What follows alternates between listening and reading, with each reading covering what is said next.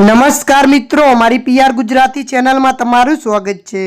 ઉત્તર પ્રદેશના શાહજહાંપુર જિલ્લામાંથી એક ચોંકાવનારી ઘટના સામે આવી છે, જેનાથી સમગ્ર વિસ્તારમાં સનસનાટી મચી ગઈ છે। વરસાદની ઋતુમાં ઘરની સફાઈ કરતી વખતે એક પરિવારને પોતાના ઘરમાં રાખેલા પ્લાસ્ટિકના ડ્રમમાંથી 100થી વધુ સાપ નીકળતા જોવા મળ્યા હતા।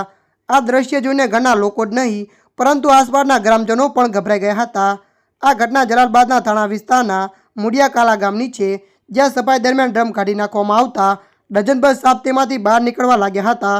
ભય અને આશ્ચર્ય વચ્ચે ગામ લોકોએ તાત્કાલિક સર્પ મિત્ર અને વન વિભાગને જાણ કરી હતી।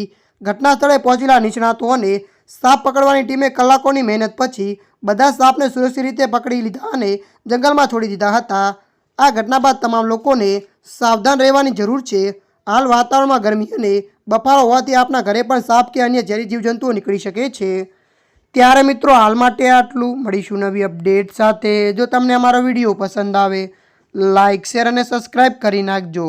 ધન્યવાદ।